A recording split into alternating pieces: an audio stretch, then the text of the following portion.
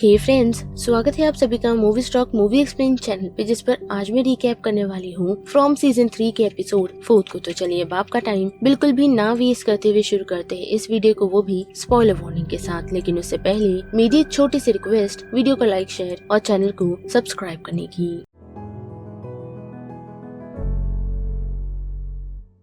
Well guys, तो episode 4 की शुरुआत हमें वहीं से दिखाई जाती है जहां एपिसोड 3 खत्म हुआ था, यानी कि तबिता और हेनरी को हम एम्बुलेंस में देख पाते हैं, जो एम्बुलेंस जंगलों में आकर रुक चुकी है, जिनके सामने एक काफी बड़ा ट्री पड़ा हुआ है, जिसे ध्यान से देखने के लिए तबिता भी उस एम्बुलेंस से बाहर आती है और उसे उस ट्री के पास काफी सारे क्रूज नजर आते हैं, जो देखकर उसे एग्जैक्टली समझ आ जाता है कि वो लोग कहाँ पहुँच चुके हैं, जिस वजह से वो पैनिक कर जाती है और उन सभी को यहाँ से आगे बढ़ने के लिए कहती है। लेकिन हम देख पाते हैं कि कोई भी तबिता की बातों को नहीं सुनता। साथ ही जब तबिता की नजर फ्रॉम विले के बांध पर पड़ती है तो वो उन लोगों को कन्विंस करने की कोशिश करती है कि उन्हें यही रुकना चाहिए, लेकिन ड्राइवर उसकी बात नहीं सुनता और सभी लोग उसे शांत रहने के लिए कहते हैं। पर तबिता जब उन लोगों की बात नहीं सुनती तो वो पुलिस ऑफिसर जो एम्बुलेंस में मौजूद थी, जिसका नाम एकोस्टा है, जिसे ऐसा ही लग रहा है कि तबिता को यहाँ से भागने के लिए कोई न कोई रीजन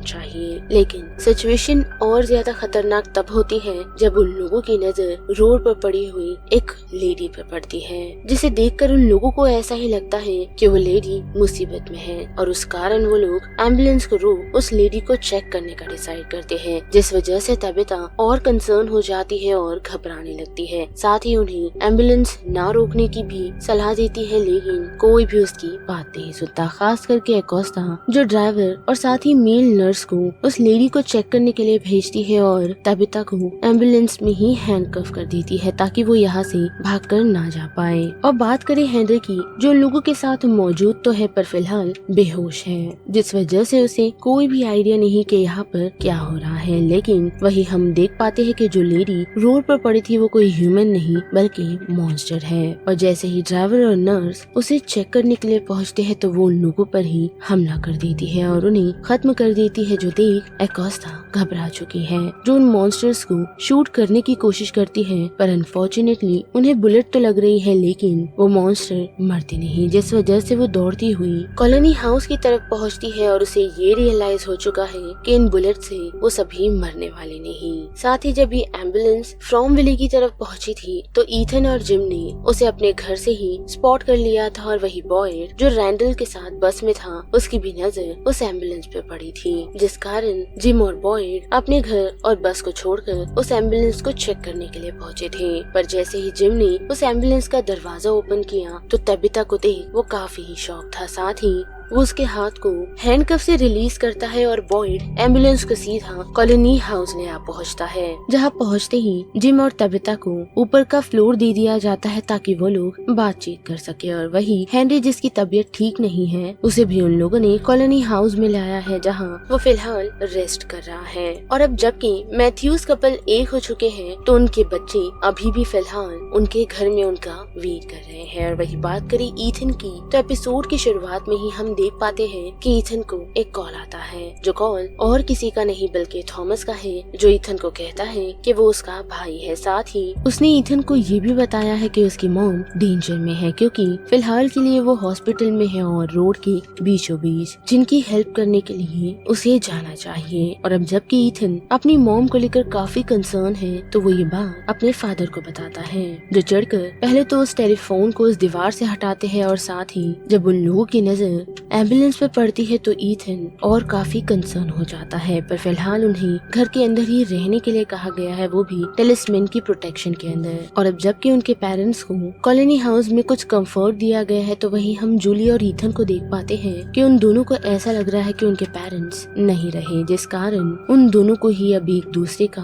ध्यान रखना होगा। जिसके साथ साथ ईथन के अकॉर्डिंग जूलिया चेंज हो चुकी है, जो उसके साथ अब पहले जैसी नहीं रहती, जिस वजह से वो उसे समझाती है हैं कि जो चीज उसने एक्सपीरियंस की है उससे वो काफी डर गई है, जिस कारण वो उन चीजों को निकालने की खुद में से काफी कोशिश कर रही है। और ईथन की इन सारी बातों से हम ऐसा कह सकते हैं कि वो फिलहाल कोई बच्चा नहीं रहा, क्योंकि उसके अंदर से इनोसेंस निकल चुकी है, क्योंकि वो एडल्ट की तरह लोगों की फिक्र कर रहा है। जिसके बाद फिर से बढ़ी कॉलोनी हाउस की तरफ तो हम देख पाते हैं कि उस क्रो वाले इंसिडेंट के बाद टिली काफी ही शॉक है, क्योंकि उस ओल्ड लेडी के अकॉर्डिंग ये काफी बैड ओमेन है फातिमा के लिए, जो शायद यही इंडिकेट और उन्हें वार्न कर रहा है कि फातिमा की प्रेगनेंसी इविल है, जो बात वो एल्जिन से भी कहती है। लेकिन हम देख पाते हैं कि वो शख्स उसकी बातों को ध्यान से नहीं सुन रहा, क्योंकि जो चीजें जूलिया के साथ हुई थी उन्हीं चीजों से एल्जिन गुजर चुका है, जिसके साथ साथ अब ये क्रो वाला इंसिडेंट। लेकिन इतना ही नहीं बल्कि हर बार उसे एक लेडी नजर आती है जिसने किमोनो पहनी हुई है, जिसे वो अक्सर डर जाया करता था। लेकिन फिलहाल उस लेडी ने अब उससे हेल्प मांगी है, पर वह उससे कुछ पूछे उससे पहले ही वो लेडी वहाँ से गायब हो जाती है। साथ ही हम ऐसा भी मानकर चल सकते हैं कि एल्जिन को जो स्पिरिट्स दिख रही है वो उन लोगों की या फिर उनसे किसी तरह की हेल्प चाहती है, ताकि वो लोग यहाँ से निकल पाए या फिर कोई ना कोई चीज का उन्हें इंडिकेशन दे पाए। और उसी के साथ साथ जैसे कि हमने देखा ही कि कॉलोनी हाउस में रह रहे लोगों की ये शाम बिल्कुल अच्छी नहीं गुजरी है, क्योंकि एकोस्टा जो उन मॉन्स्टर से डर गई थी वो उन्हें बिना कुछ सोचे समझे शूट कर रही थी। और गन फायर की आवाज सुन कॉलोनी हाउस में रह रही निक्की नाम की एक लेडी जब वो चीजें चेक करने के लिए विंडो की तरफ बढ़ी तो एकोस्टा की एक बुलेट उसे लग गई। और अब जबकि मैरी वहाँ मौजूद थी तो उसने निक्की के अंदर से वो बुलेट तो निकाल ली, लेकिन वो निक्की को बचा नहीं पाई। और एक और मौत देख सभी लोग काफी शॉक हो चुके हैं, साथ ही काफी डर भी गए हैं, खास करके डोना और बॉयड, क्योंकि हम देख पाते हैं कि बॉयड इन सारी चीजों का इल्जाम एकोस्टा पर लगा रहा है, जो ऑलरेडी इन सारी चीजों से काफी घबराई हुई है। जिसके बाद के हम देख पाते हैं कि जब निक्की के कॉप को यानी कि निक्की की डेड बॉडी को कॉलोनी के ऊपर वाले फ्लोर पर रखा जाता है तो फातिमा एलिस से कहकर उसे मिलने के लिए पहुंचती है। और हम देख पाते हैं कि फातिमा उस डेड बॉडी के साथ बिल्कुल ही अकेली है। और जैसा कि हमें पता ही है कि उस प्रेगनेंसी में उसे ऐसी ऐसी चीजें खाने का मन कर रहा है जो ईटेबल्स नहीं। और ऐसा ही कुछ सिनेरियो हम फिर से देख पाते हैं जब फातिमा की नजर निक्की के गन शॉट वुंड पर पड़ती है, जिसमें वो फिंगर डाल खुद के हाथों में ब्लड नोटिस करती है और उसे टेस्ट भी करती है, जो इस बात का इंडिकेशन हमें क्लियरली दे रहा है कि फातिमा का जो बच्चा है वो कोई आम इंसान नहीं बल्कि मॉन्स्टर है। पर इससे ज्यादा इस एपिसोड में हमें कुछ दिखाया नहीं गया, या फिर हम ऐसा मानकर चल सकते हैं कि नेक्स्ट एपिसोड में फातिमा जो सिर्फ ब्लड को लिक कर रही थी वो उस डेड बॉडी को धीरे धीरे खाना भी शुरू कर देगी। और जैसा कि हमने लास्ट एपिसोड में देखा था कि विक्टर सारा के घर पहुंचा था एक सूटकेस लेकर और उसे एक स्टोरी सुनाने के लिए, तो हम देख पाते हैं कि वो बेसमेंट में एक फोर्ट बनाता है और सारा को बताता है कि वो उसके साथ ये सारी बातें शेयर क्यों करना चाहता है, क्योंकि टाउन में वो एक ऐसी लौती लड़की है जिससे उसे डर लगता है। जिसके साथ साथ वो उसे बताता है कि अक्सर उसकी बहन और वो इस घर में खेला करते थे, लेकिन उसे एक स्पेसिफिक नाइट याद आती है जब उसकी मॉम ने उन लोगों को अकेले छोड़ टावर की तरफ जाने का डिसीजन लिया। पर जाने से पहले उसने अपने बच्चों को क्लोजेट में छुपकर रहने के लिए कहा, तो उसकी बहन ने उसकी मॉम की बात नहीं सुनी, जिस वजह से दूसरी सुबह जब विक्टर उस क्लोजेट से बाहर आया तो उसने सभी टाउन वालों को मरा हुआ पाया। लेकिन उसे एक शख्स नजर आया जो वही बॉय था जिसने सफेद पोशाक पहनी हुई थी, जिसने उसे ये एडवाइस किया कि वो उन डेड बॉडीज को बरीड तो नहीं कर सकता लेकिन उनके कुछ सामानों को कलेक्ट कर सकता है ताकि वो उन्हें याद कर सके। और उस सूटकेस में उन्हीं लोगों के सामान रखे हुए हैं, जिसे जब विक्टर खोल सभी लोगों के बारे में बता रहा होता है तो उसे क्रिस्टोफर नाम का एक शख्स याद आता है जो अक्सर उन्हें हंसाया करता था। लेकिन जब से उसे चीजें दिखनी शुरू हो गई तब से क्रिस्टोफर ने उन लोगों से ढंग से बात नहीं की। पर जब विक्टर क्रिस्टोफर को चेक करने के लिए उसके घर की तरफ पहुंचा तो उसने देखा कि उसकी डॉल जेस्पर उससे बात कर रही थी। साथ ही उसे ऐसा लगता है कि जेस्पर को ढूंढने से शायद फ्रॉम विले की कोई ना कोई मिस्ट्री को वो लोग सॉल्व कर सकते हैं। लेकिन इतना ही नहीं बल्कि इस एपिसोड में हमने देखा कि रैंडल जिसे बॉयड ने